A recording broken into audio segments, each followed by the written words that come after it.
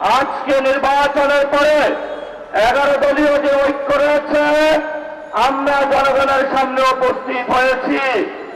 আমরা প্রথমত বলতে চাই, পার্লামেন্টে যে ভোট ডাকাতরা গিয়েছে, জনগণের সামনে আমরা বিরোধী দল হিসেবে হাজির হয়েছি।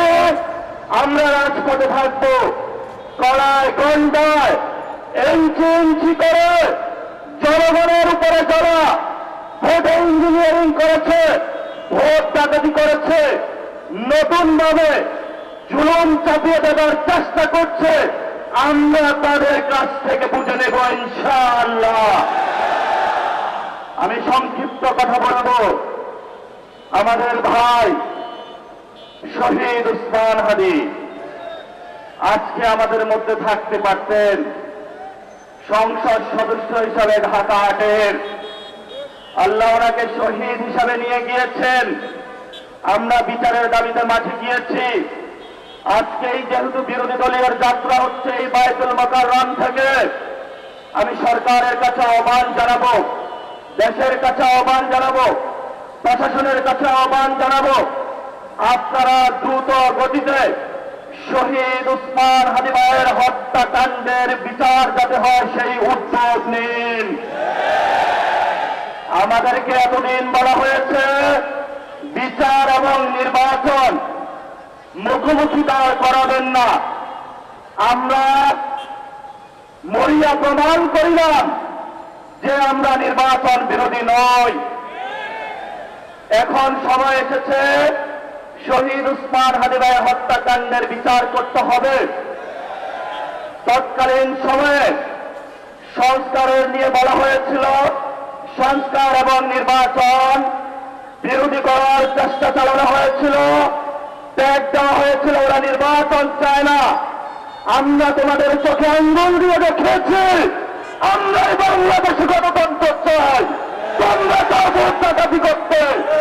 এখন সময় এসেছে, কোন নয় ছয় চলবে না। সংস্কারে জনগণে যে হা ভোটে ম্যান্ডেট দিয়েছে দ্রুত বাস্তবায়ন করতে হবে। সাথে সাথে বাংলাদেশে সন্ত্রাস, চাঁদাবাজি, দখলদারিত্ব বন্ধ করার উদ্যোগ নিতে হবে। এবং নির্বাচনের আগে আমরা এই বায়তুল মুকাররমে দাঁড়িয়ে একটি প্রটেস্ট করেছিলাম।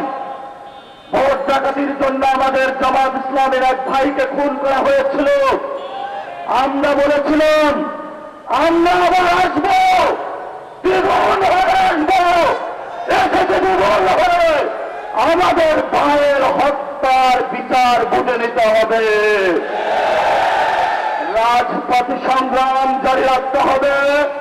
যেই বন্ধের উপরে আক্রমণ করা হয়েছে, পেটে লাথি মারা হয়েছে, বোরকা ধরে টান দেওয়া হয়েছে, গুলিবিদ্ধ করা হয়েছে, পা ভাঙা হয়েছে, প্রত্যেকটির হিসাব করায় গন্ডায় আমরা ইঞ্জিনিয়ার তারেক রহমান থেকে বাংলাদেশে বুঝে নেব ইনশাআল্লাহ। আমরা একমাত্র ভয় পাই কার কাছে? আল্লাহ ছাড়া আমরা কারো কাছে ভয় পাই না। হে মালিক, তুমি আমাদের রক্ষাকারী, তুমি আমাদের রিজিক দাতা।